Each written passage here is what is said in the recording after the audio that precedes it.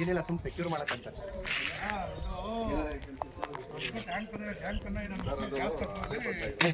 Gas ಹಾಕೊಂಡು open ಮಾಡಿಸ್ತಾರೆ.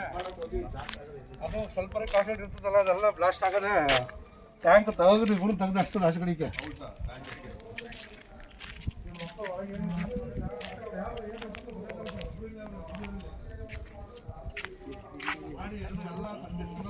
ಈ ಸ್ಪ್ರೆಡ್ ಆಗಿ ಲೀಕ್ ಆಗಿತ್ತು. ಲೀಕ್ ಆದಾಗ ರೈತರ ಬೆಳೆಗಳು ಹಾಳು ಮೂಳು ತುಂಬ ಆಮೇಲೆ ಅರಣ್ಯ ಎಲ್ಲ ಲಾಸ್ ಆಗಿತ್ತು. ಆಗ ನಾವು ರೈತರ ಇಲ್ಲಿ ಸ್ಟ್ರೈಕ್ ಮಾಡಿ 2022ರಲ್ಲಿ ಇದು ಫ್ಯಾಕ್ಟ್ರಿ ಸ್ಟಾಪ್ ಆಗಿತ್ತು.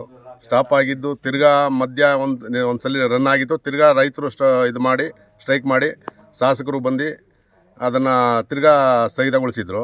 ಈಗ ಆ ಫ್ಯಾಕ್ಟ್ರಿನ ತಿಂಗಳಿಂದ ರಿಮೂವ್ ಮಾಡ್ತಾಯಿದ್ದಾರೆ.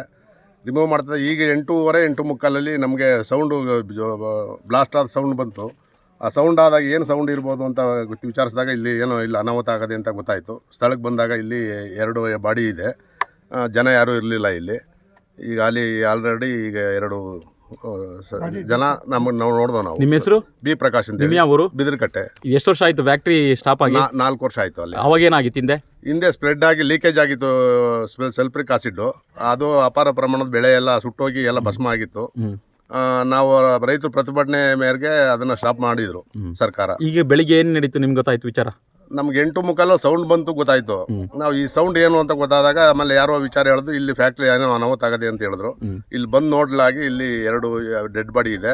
ಆಮೇಲೆ ಆಂಬುಲೆನ್ಸ್ ಅಲ್ಲಿ ತಗೊಂಡೋದ್ರು 2 ಅಂತ ಗೊತ್ತಾಯ್ತು. ಹೆಚ್ಚಿನ ತನಿಖೆಗೆ ಈಗ ಪೊಲೀಸ್ ಇಲಾಖೆ